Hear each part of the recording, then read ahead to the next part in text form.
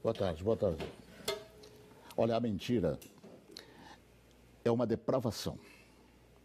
E depravação significa, entre outras coisas, falta de rigidez moral, de decoro.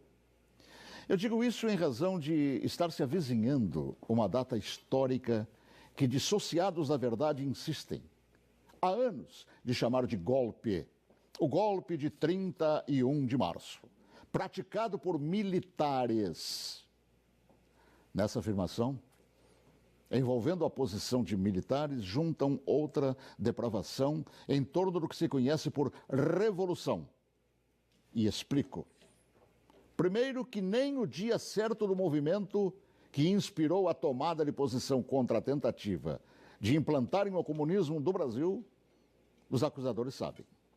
E me cabe corrigir esta falsidade, informando que não foi no dia 31 de março.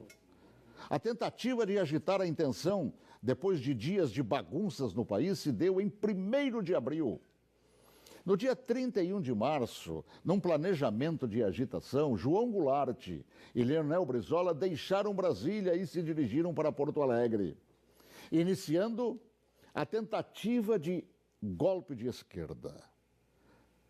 No dia seguinte, 1º de abril, a agitação que deram o nome de Campanha da Legalidade, segundo o movimento de resistência que os incipientes de hoje não sabem, ou se sabem, mentem. E teve como líderes não os militares. Não os militares, que ao longo dos anos são atingidos por espetadas de baixaria. A liderança daquele movimento revolucionário pertenceu a civis que inspiraram o povo brasileiro a sair às ruas aos milhares em todas as capitais, em passeatas que ficaram conhecidas como Marcha da Família com Deus pela Liberdade. E os civis que promoveram e lideraram a revolução foram os governadores, civis, repito, do Paraná, Ney Braga, de Minas Gerais, Magalhães Pinto, da então Guanabara, Carlos Lacerda, do Rio Grande do Sul, Hildo Meneghetti, de São Paulo, Adhemar de Barros, de Santa Catarina, Celso Ramos, além dos jornalistas Roberto Marinho, do Globo, e Assis Chateaubriand, dos diários e emissoras associados, esta última empresa para a qual eu trabalhava. Os militares, diante da pressão desses líderes governamentais e pressão do povo nas ruas, é que, depois de Goulart e Brizola abandonarem tudo e fugirem para o Uruguai, é que, após um breve período de governo de Ranieri Mazzilli, o vice que foi empossado pelo Congresso, é que assumiram o comando da nação por ter o mesmo Congresso decretado vago o cargo de presidente. Ninguém tirou João Goulart de lá. Ele é que fugiu. Eu ouvi fugir.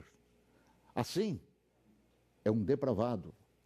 Todo aquele que mente sobre o que chama de golpe. E que foram os militares que assim determinaram, pois golpe é o que queriam os sociopatas implantar. E rótulo de depravados, tanto aqueles como os que hoje repetem a mentira por uma razão, uma simples razão. Era eu, o locutor, que foi obrigado a entrar na marra no estúdio da Rádio Farroupilha naquele 1º de abril, conduzido por Goulart e por Brizola. Eu fui sequestrado e testemunha ocular da história, talvez, quem sabe, a última no Brasil, e ali ficado na cadeia de rádio chamada Cadeia da Legalidade. Eu fui nomeado oficialmente por Goulart e Brizola, lendo ofícios redigidos e patrulhados por um bando de agitadores. Eu acompanhei toda a história, também depois, através do tempo, e todos os seus capítulos não cabem aqui. Mas digo mais, todos os jornais brasileiros apoiaram os governadores civis, líderes daquele movimento, assim como apoiaram os militares depois que assumiram para botar ordem no país. Todos os grandes jornais brasileiros, com exceção do chamado Última Hora. E os militares, após assumirem e resgatarem a ordem atropelada pelo comunismo, transformaram o Brasil. Assim, pela verdade dos fatos, que se honre neste fim de semana os 55 anos do movimento que evitou nos transformarem numa Venezuela de hoje, na qual o povo não conta nem com papel higiênico. Boa tarde, se Deus quiser, até logo mais, às 18h40, com espaço de ponto de vista. Olha que eu conheço inúmeras histórias suas, Paulo Martins, mas essa eu confesso que eu desconhecia. E essa é verdade, porque eu fui testemunho ocular de tudo. A gente que estuda jornalismo tantos anos ouve falar de diários associados. Jamais imaginei, Paulo, que você estava lá testemunhando tudo isso. Estava lá, no batente, cobrindo, inclusive, isso que hoje mentem por todo o Brasil. Paulo, escreve um livro que eu quero ler. Tá bom? Já comecei. Então tá bom.